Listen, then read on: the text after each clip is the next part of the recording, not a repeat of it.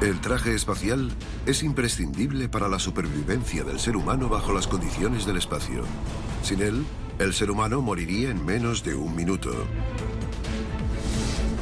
Muchos expertos creen que los alienígenas han estado visitando la Tierra durante miles de años. Pero si nosotros no podemos sobrevivir, ¿cómo lo consiguen ellos? No os perdáis nuestras revelaciones acerca de los avistamientos de alienígenas que llevaban trajes espaciales. Alienígenas, caso abierto. Ha empezado un movimiento global. La gente por fin tiene acceso libre a los archivos secretos que han escondido durante décadas los detalles de cientos de encuentros alienígenas. Estamos a punto de descubrir la verdad que se esconde detrás de esos documentos clasificados y todos los detalles que nuestro gobierno no quiere que conozcamos. Alienígenas, caso abierto. Deja al descubierto el secreto mejor guardado del planeta Tierra. Tassili Enager, Argelia, 1933. Un soldado francés que atravesaba un área montañosa del Sáhara hace uno de los hallazgos arqueológicos más preciados del siglo XX. Son unas rocas de arenisca en una cueva, cubiertas con más de 15.000 grabados y dibujos rupestres de hace 10.000 años. En los años 50, el experto en arte prehistórico, Henry Lott, confirma que muchas de las 800 representaciones son poco habituales. Hay una cueva en Argelia llamada Tassili Enager, con pinturas rupestres que representan lo que alguien ha definido como un astronauta. En un lado del dibujo se distinguen claramente las representaciones de seres humanos, por lo que tendremos que preguntarnos qué es ese otro ser que también aparece en la pintura. ¿Quiénes son esos seres? ¿Podría ser una civilización alienígena? Las pinturas del arte antiguo representan seres con cuerpos de tamaño desproporcionado y llevan lo que parece ser un casco. Son una imagen común en muchas culturas. Es probable que nunca sepamos cuál era la intención de estos pueblos antiguos, pero en el mundo actual, los encuentros con extraterrestres que llevan trajes espaciales son algo muy habitual. Caso abierto: el incidente de Finlandia. 5 de febrero de 1971, Kinula, Finlandia. Dos hombres, P. Aliranta y E.J. Snek, están trabajando en un bosque cuando Aliranta presencia cómo un ovni de 4,5 metros de ancho se acerca a un claro. Cuando parecía haber aterrizado en el claro, un ser salió del centro del ovni y llevaba una clase de traje espacial, según los testigos. Según Aliranta, el hombrecito verde se acerca a él hasta que ya solo lo separan unos 9 metros. Pero de repente, la criatura se da media vuelta y vuelve flotando al platillo volante. Aliranta va detrás. El testigo intentó tocar a esa criatura y al hacerlo se dio cuenta de que esa criatura, ese ser, estaba muy caliente. Dijo que parecía una plancha y afirmó sufrir quemaduras en las manos que no se curaron hasta 2 semanas después de ese encuentro. El incidente de Finlandia pone al descubierto una característica inquietante que muchos de los que han podido presenciar la existencia de extraterrestres de rasgos humanoides han observado una y otra vez. Todos parecen llevar una capa protectora, muy parecida a un traje espacial. ¿Pero por qué razón? Para empezar, ¿por qué necesita un extraterrestre un traje espacial? Pues está claro que han evolucionado en un planeta diferente con una atmósfera diferente y microorganismos diferentes si los hay en otro planeta. Por tanto, ese traje tendría que protegerles de todo lo que haya en nuestro planeta y tendría que hacerlo con mucha eficiencia. En la Tierra, los alpinistas denominan a cualquier punto por encima de los 8.000 metros zona de la muerte.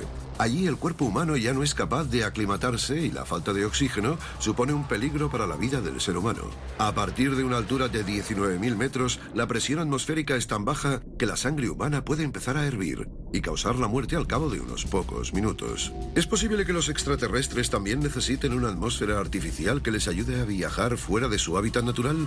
¿O que algunos seres puedan sobrevivir en prácticamente cualquier lugar? Hace poco, el biólogo aficionado Mike Shaw hizo una afirmación que dejó estupefacto al mundo. Afirmó que es posible que el tardígrado, un diminuto animal acuático de 8 patas, haya venido de otro planeta. El tardígrado es uno de los animales más pequeños de nuestro planeta. Es capaz de sobrevivir al frío extremo y se puede congelar.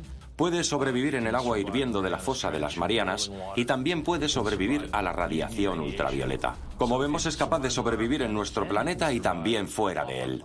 Si los tardígrados son capaces de sobrevivir en el espacio, tal vez también lo sean otros tipos de criaturas. Los biólogos que estudian los tardígrados se preguntan si es el exoesqueleto dinámico de estos animales lo que les protege de los peligros del espacio. Pero ¿cómo llegó a desarrollarse esta capa protectora exterior en los tardígrados? ¿Y cómo pueden los humanos seguir su ejemplo? Cuando comenzó la conquista del espacio, la NASA tuvo que encontrar la manera de proteger el cuerpo humano de los peligros del espacio. Existen muchos peligros allí fuera en los que no pensamos cuando nos vamos a una playa de California. En el espacio hay que proteger los ojos, hay que proteger el cuerpo y hay que proteger la piel. Nos hace falta algún tipo de escudo.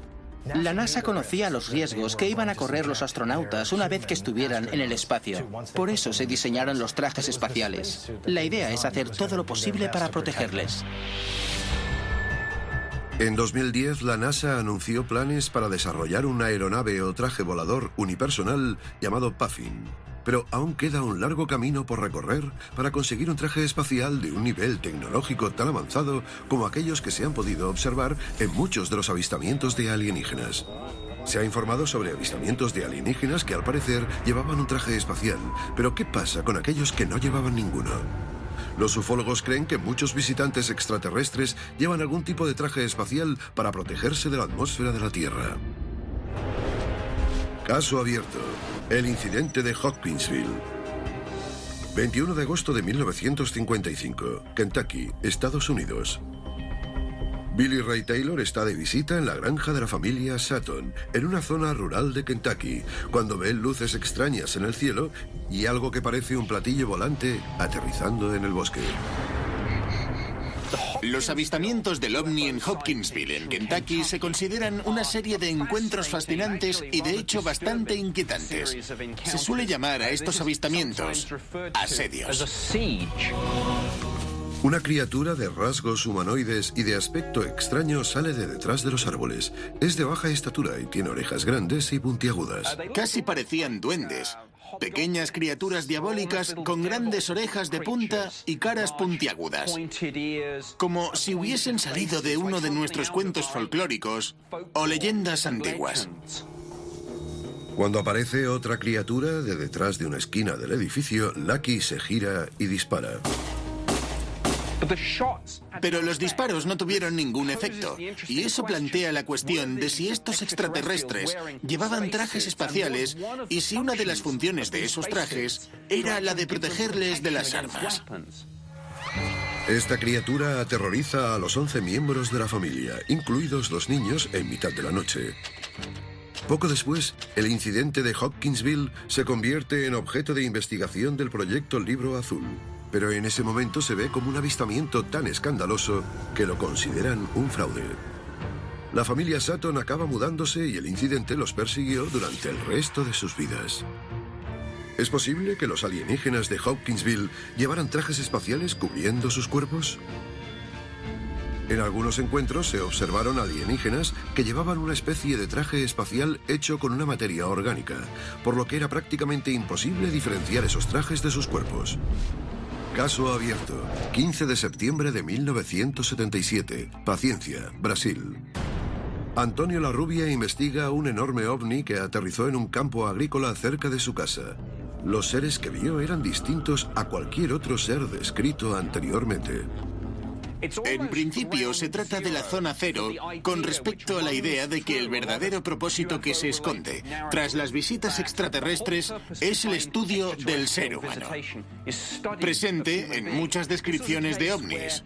Fue un caso en el que se afirmó que una nave espacial abdujo al testigo principal y lo sometió a una especie de examen médico. Hasta parece que no solo lo sometieron primero a un examen médico, sino también a un test psicológico después. Por tanto, se trata de lo que probablemente haríamos nosotros si nos encontráramos con alienígenas y quisiéramos estudiarlos. Larrubia sobrevivió al incidente. Se comportaban como robots, ya que en un momento dado empezaron a dar vueltas. También tenían antenas extrañas que supuestamente utilizaban para transmitir datos a los seres inteligentes con los que se comunicaban. Antonio afirma que lo sometieron a un examen físico horrible, pero esos robots extraños son en realidad seres sensibles.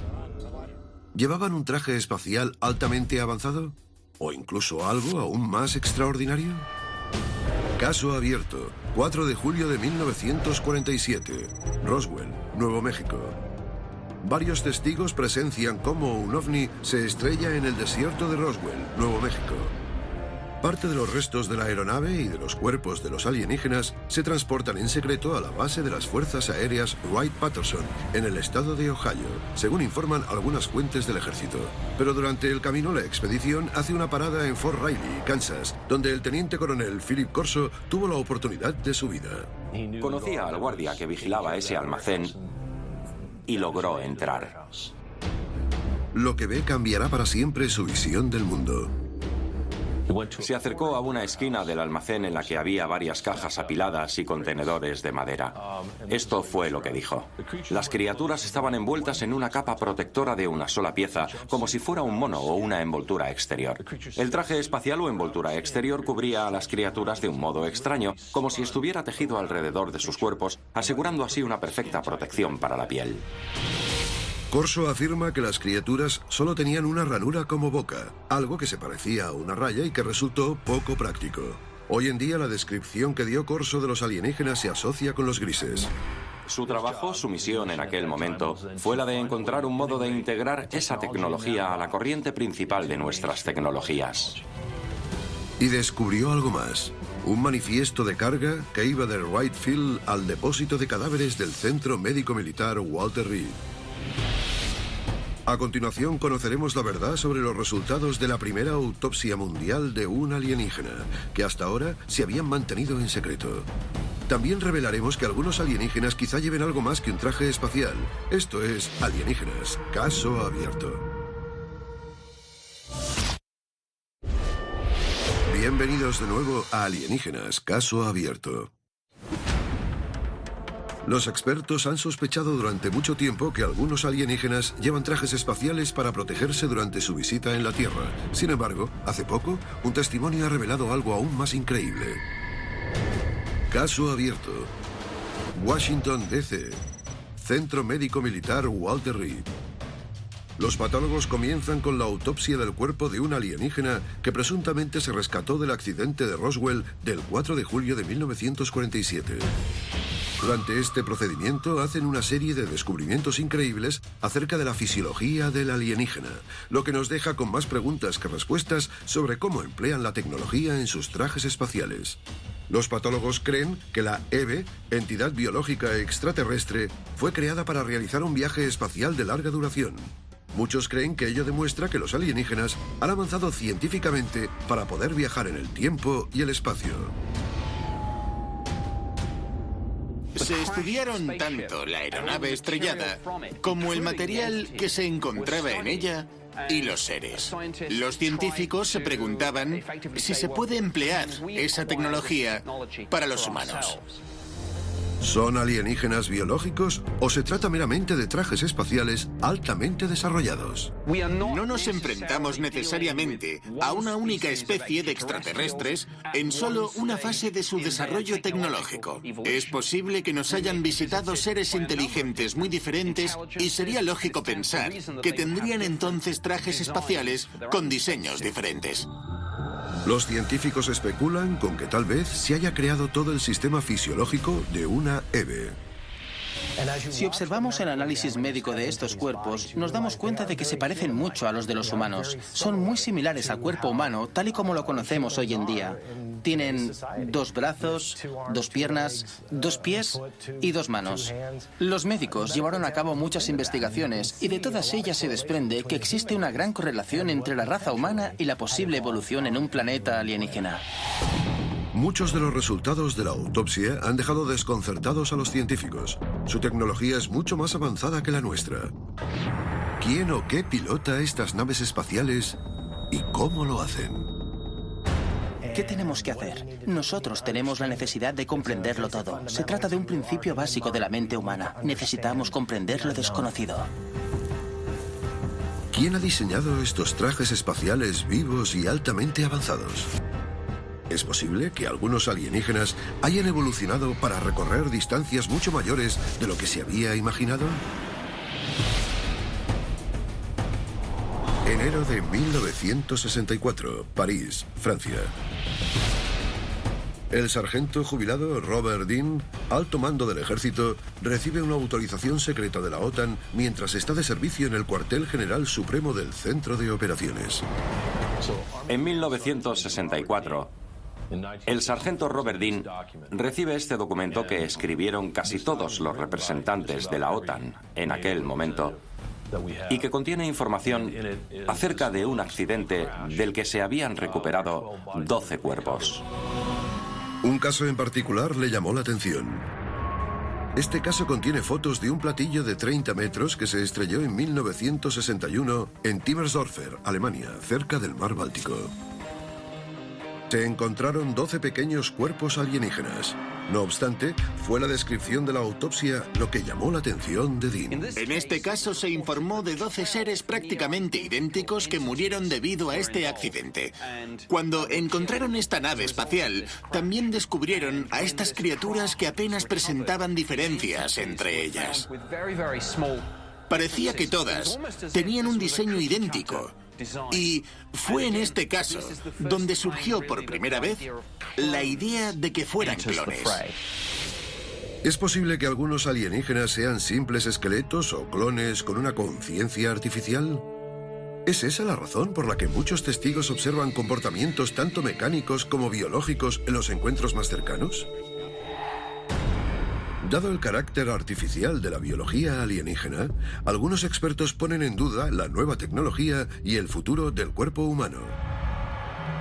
Las pruebas sugieren que los alienígenas quizá tengan una segunda piel o un traje espacial incorporado en el cuerpo. La cuestión es si es producto de la evolución o de la investigación científica. Estamos hablando de unos pocos milímetros de piel y no de un traje voluminoso de varios centímetros. Por tanto, es obvio que están utilizando un material altamente avanzado. Es posible que se trate de un material a escala nanométrica capaz de adaptar o alterar su estructura molecular con el fin de aislar el cuerpo de la atmósfera. En los informes sobre trajes espaciales de alienígenas existe también el llamado biotraje, que se adapta al cuerpo humano. Este traje usa bobinas hechas de aleaciones de níquel titanio con memoria. Estos metales tienen la capacidad de contraerse con el calor y de dilatarse con el frío. A partir de estos metales se ha diseñado una prenda de compresión activa que ejerce presión directamente sobre la piel, a diferencia del traje convencional de gas presurizado. Los científicos consideran que el biotraje constituye un avance significativo en lo que concierne a la movilidad de los astronautas. Muchos han hablado del desarrollo de lo que se consideraría una segunda piel. De hecho, el Instituto Tecnológico de Massachusetts está llevando a cabo un proyecto, el llamado traje de segunda piel, con la intención de crear un traje tan ligero y al mismo tiempo tan resistente que los astronautas ni siquiera se darían cuenta de lo que llevan puesto. ¿Está evolucionando el traje espacial para adaptarse a nosotros?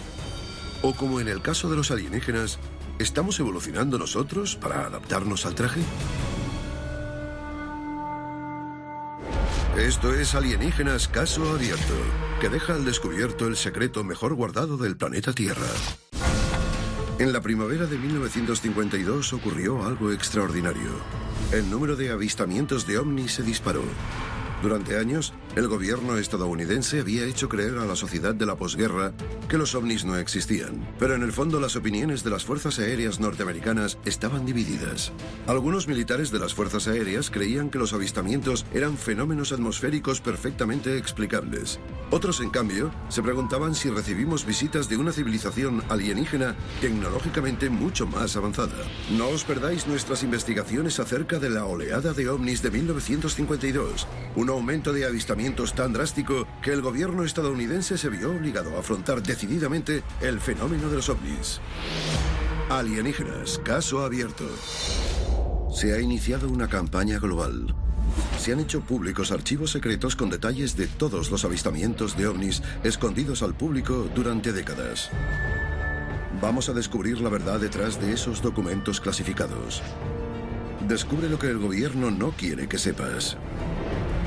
Alienígenas caso abierto, revelando el mayor secreto del planeta Tierra. 29 de julio de 1952. El general John Senford, director del Centro de Inteligencia de las Fuerzas Aéreas Estadounidenses, da la conferencia de prensa más larga desde la Segunda Guerra Mundial. ¿Por qué? Estoy aquí para hablarles de los llamados platillos volantes. El interés de las fuerzas aéreas en este problema se debe a que nos sentimos obligados a identificar y analizar, en la medida de nuestras capacidades, cualquier objeto volador que pueda constituir una amenaza o un peligro para los Estados Unidos. Durante la primavera y el verano de 1952 se registran más avistamientos de ovnis en los Estados Unidos que en ningún otro momento de la historia. Los ciudadanos lo saben y Senford intenta tranquilizarlos. De la enorme cantidad de informes sobre los avistamientos, hemos sido capaces de explicar adecuadamente la mayor parte de ellos. Pero ¿qué ocurre con los cientos de avistamientos de ovnis que los radares y testigos no pueden explicar? Para comprender el que probablemente es el año más extraordinario de la historia moderna en relación a los ovnis, debemos retroceder en el tiempo. El año 1952 empieza con menos de un avistamiento registrado por día. En abril y mayo, los avistamientos aumentan a 3 por día y en junio, el número de avistamientos registrados se duplica. Pero todavía no habían alcanzado su número más alto. Iba muchísimo más allá de cualquier otra cosa que el ejército norteamericano hubiese visto antes. Llevó el fenómeno de los ovnis a un nivel completamente diferente. Entre el 22 y el 29 de julio, el número de avistamientos de ovnis sube drásticamente a 27 por día. El incremento de avistamientos fue tan considerable que nos hemos de preguntar qué fue exactamente lo que sucedió en el país. Las fuerzas aéreas lo controlan todo. Su cometido es patrullar el espacio aéreo, pero ocurre algo que no pueden explicar. Caso abierto. El avistamiento de Hawái. Marzo, 1952. El secretario de la Marina Dan Kimball y el almirante Redford sobrevuelan Guam en aviones diferentes y van camino de Hawái. Durante ese vuelo, Kimball y Redford miraron por la ventana y vieron un objeto volador no identificado que no podían explicar. Observaron ese objeto y lo vieron cruzar el cielo como un rayo. El comandante Donald Quijo, miembro de las Fuerzas Aéreas y cofundador del Comité Nacional de Investigación de Fenómenos Aéreos, cita a Kimball diciendo que los objetos lo rodearon 2 veces y después se alejaron hacia el este. Detrás de ellos iba otro avión de la Marina con el almirante Redford a bordo. Kimball también indicó que casi en el mismo momento, el jefe de pilotos de Redford los llamó y les dijo que los ovnis estaban rodeando su avión. Calcularon que el ovni recorrió una distancia de aproximadamente 80 kilómetros en menos de 2 minutos. Finalmente el ovni se alejó hasta que lo perdieron de vista. Pero cuando pregunta por el estado de la investigación, recibe una respuesta sorprendente. De hecho, no le permitieron acceder al informe. Las fuerzas aéreas dijeron que no podían revelar al testigo ningún tipo de información respecto al estado del caso. Un mes más tarde, el 29 de abril de 1952, se hizo historia. Caso abierto. AFL 200/5. La Carta 200/5 de las Fuerzas Aéreas es una normativa histórica fundamental que establece que se deben telegrafiar inmediatamente todos los informes de ovnis al Servicio de Inteligencia Aérea. Es la cuna del proyecto Libro Azul. Se habló de la necesidad urgente de usar medios electrónicos para poder enviar los informes el mismo día y de no revelar ningún tipo de información a los medios de comunicación ni tampoco a los ciudadanos. Vemos, por tanto, que estos encuentros de militares con ovnis se cubrían con un velo de secretismo desde el principio. La carta AFL 200/5 autoriza a los miembros del proyecto Libro Azul a investigar los avistamientos de ovnis por parte de las fuerzas aéreas sin la necesidad de seguir la cadena de mando. Poder tener acceso total sin limitaciones es algo inusual y pone de relieve la importancia de la situación. A continuación investigaremos las pruebas más concluyentes de la existencia de ovnis a principios de los años 50. Las grabaciones siguen siendo controvertidas a día de hoy.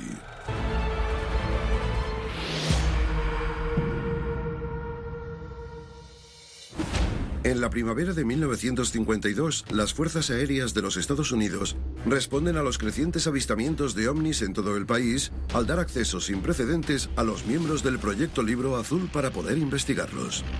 Su misión es investigar los informes de los ciudadanos y militares para determinar si los ovnis constituyen una amenaza para el país. También tienen que identificarlos. El oficial de las Fuerzas Aéreas, Edward Ruppelt, destinado en la base de las Fuerzas Aéreas Wright-Patterson en Ohio, es designado para dirigir el Proyecto Libro Azul. Era él quien se encargaba de investigar los avistamientos comunicados al gobierno por parte de los militares. Aunque aceptaba las observaciones y los informes anecdóticos de los ciudadanos, los avistamientos por parte de los pilotos militares y los que se registraban en los radares se convirtieron en el verdadero foco de atención del Proyecto Libro Azul. Sin embargo, hubo un caso en julio de 1952 que lo desconcertó. Caso abierto, la película Tremonton. 2 de julio de 1952. El suboficial de la Marina, D.C. Newhouse, va conduciendo por el estado de Utah con su mujer cuando de pronto ven varios objetos extraños en el cielo. Paran el coche para poder verlos mejor y no pueden creer lo que ven. Hay entre 10 y 12 objetos sobrevolándolos y dirigiéndose hacia el oeste. Vieron varios objetos volando por el cielo y no se parecían a ninguna de las aeronaves convencionales. Más tarde, Newhouse describe estos objetos diciendo que tienen la forma de 2 platos, uno invertido encima del otro. Sale corriendo del coche y consigue coger su cámara de 16 milímetros justo a tiempo para grabar esta película bastante convincente. De vez en cuando podrá verse una constelación implícita de estrellas. Por tanto, parece que haya alguna clase de comunicación entre ellas. Lo interesante es que ese tipo de avistamientos sigue sucediendo incluso hoy en día en el cielo de los Estados Unidos y la gente los sigue grabando. En su libro publicado en 1956 bajo el título El informe sobre objetos voladores no identificados, Ruppelt escribe lo siguiente sobre Newhouse. Cuando su familia y él vieron el ovni por primera vez, estaban cerca del coche, mucho más cerca que cuando grabó la película. Un testigo grabó la película Tremonton Newhouse, en la que se ve lo que solo puede describirse como una flotilla de ovnis en medio del cielo. Me encantan estos casos porque en realidad resulta imposible falsificar este tipo de casos. Son de la vieja escuela, es decir, son imágenes que no se han procesado con Photoshop u otro tipo de programa para editar vídeos, sino que son reales. 4 años después, el Proyecto Libro Azul analiza la grabación y publica un informe. Su intención era justificarlo afirmando que fueron globos. Aunque parecía una explicación aceptable, nunca han podido demostrarlo, por lo que se registró en los libros como caso abierto. Pero lo más inquietante es que este caso se parece extrañamente a otro avistamiento que tuvo lugar solo 2 años antes. Caso abierto, la película Mariana. Agosto de 1950. Great Falls, Montana. Nick Mariana estaba inspeccionando un estadio de béisbol de la ciudad con su secretario cuando vio por el rabillo del ojo algo que se movía rápidamente. Eran 2 objetos plateados brillantes que sobrevolaban la ciudad de Great Falls. Se trata de otro caso en el que se avistaron varios objetos en el cielo. Coge su cámara del coche y logra grabar esta película de 16 segundos. Al día siguiente aparece la historia en el periódico Great Falls Tribune. Y en las siguientes semanas, la película de Mariana se emite en varios programas de televisión. Las Fuerzas Aéreas, sin embargo, consideran que los 2 objetos de la película Mariana son 2 de sus aviones. Una vez que las Fuerzas Aéreas de los Estados Unidos le devolvieron la película al testigo, este declaró que faltaban algunas secuencias de la grabación, como si las hubiesen eliminado, como si las Fuerzas Aéreas hubiesen querido ocultarlas. Mariana afirmó que la grabación mostraba claramente unos platillos plateados. Las Fuerzas Aéreas negaron estas alegaciones, pero muchos de los habitantes de Great Falls que vieron la versión original de la película apoyaron la afirmación de Mariana. Y la pregunta es, si era verdad, ¿qué ocultaban? En julio de 1952, 2 años después de la grabación de la película Mariana, el oficial Ruppelt, el director del Proyecto Libro Azul, solicita autorización para volver a analizar la grabación. Se había rechazado el análisis original en el que se había llegado a la conclusión de que los objetos del cielo eran los reflejos de los aviones de combate F-94. Ruppelt afirma: las luces eran demasiado intensas para ser reflejos. No pudimos verificar nada sobre la película de Montana. Se trataba de un caso abierto. La controversia de las secuencias desaparecidas nunca se resolvió. Tal vez fuera esta la prueba definitiva de una nave extraterrestre volando por el cielo. ¿Es posible que quisieran omitir esas secuencias por construir una prueba auténtica? ¿O quizá las fuerzas aéreas no querían que esta tecnología altamente secreta estuviera al alcance de esta persona y por eso decidieron recortar las secuencias en las que se distinguían los objetos con claridad para dejar solo aquellas en las que no se veían? A continuación, los ovnis invaden el Capitolio de los Estados Unidos y las fuerzas aéreas son incapaces de detenerlos.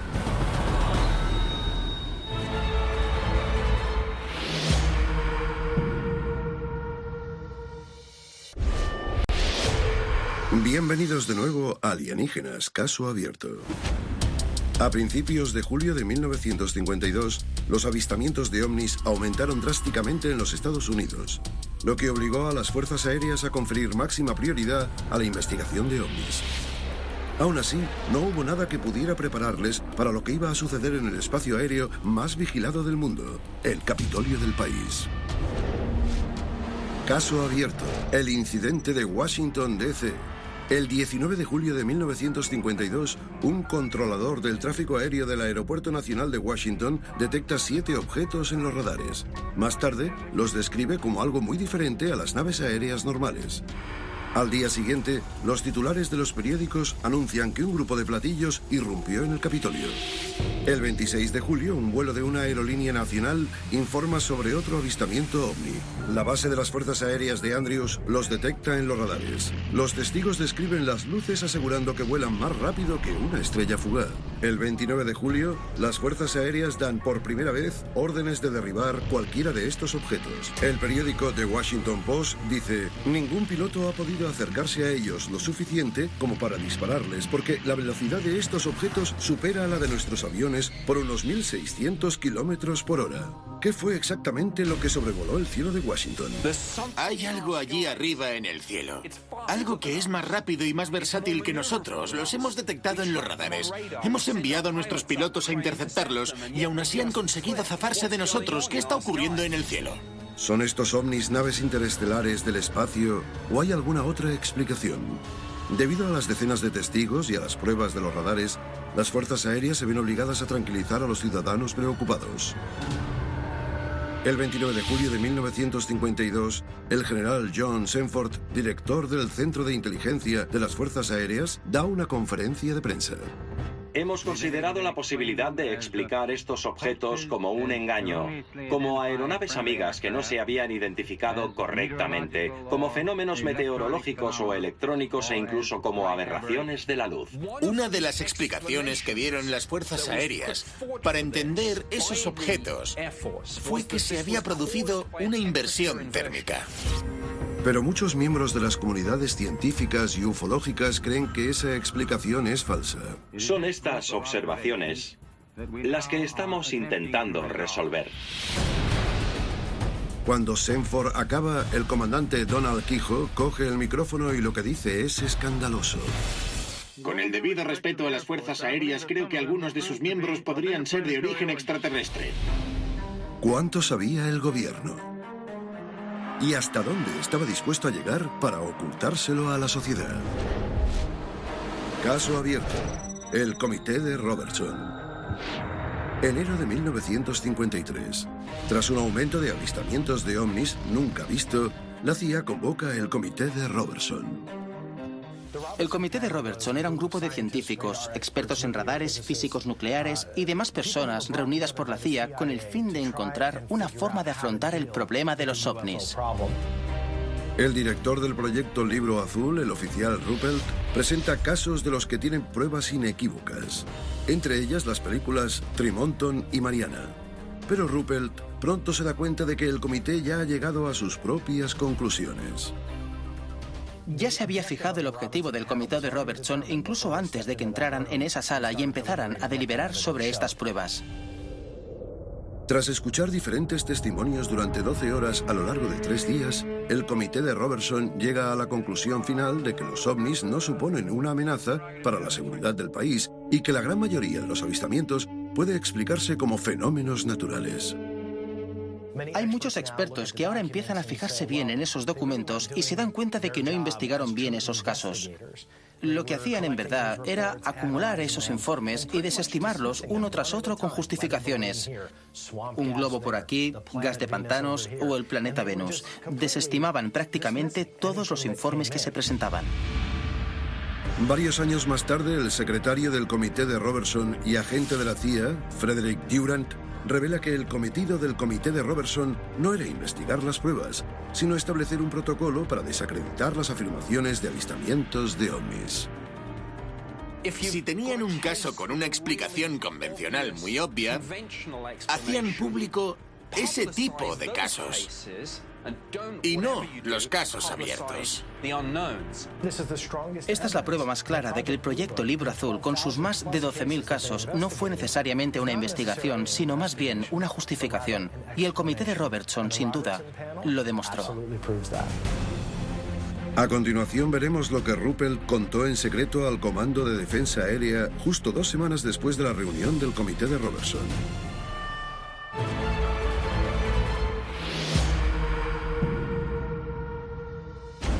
La oleada de ovnis de 1952 hace temblar a la nación y genera dudas en relación a la eficiencia del ejército estadounidense en el combate contra amenazas inexplicables. Pero el gobierno estadounidense niega la existencia de este fenómeno. Para mí, como persona que trabajó en el Ministerio de Defensa durante 21 años, es incomprensible que alguien reciba informes fidedignos y desacredite cada uno de ellos sin ni siquiera haberlos investigado científicamente. Se pidió al oficial Edward Ruppelt, el director del proyecto Libro Azul, que informase al Comando de Defensa Aérea. En la reunión, Ruppelt supuestamente reveló que en un recuento estadístico de más de 1.000 avistamientos, solo un 11% de estos avistamientos se había podido identificar fehacientemente. El 89% restante se había clasificado como avistamientos identificados, como posiblemente identificados y como casos abiertos. No importa qué son esos objetos. Lo que hay que hacer es tranquilizar a la sociedad porque la verdadera amenaza podría estar allí. Desde el aumento extraordinario de avistamientos de ovnis de 1952 hasta el día de hoy, el gobierno estadounidense ha negado firmemente que haya investigado los ovnis, pero algunos creen lo contrario. Estoy convencido de que el gobierno sigue investigando los ovnis, aunque sospecho que lo puede estar haciendo a través de algún contratista de defensa externo, perfectamente escondido y lejos del control público. Sin un organismo central que recopile información sobre los avistamientos de ovnis y los investigue, no sabemos cuántos avistamientos de ovnis hay cada año. ¿Habrá otro año 1952? ¿Cómo lo sabremos?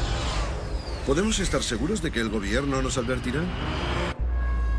Esto es Alienígenas Caso Abierto, que deja al descubierto el secreto mejor guardado del planeta Tierra.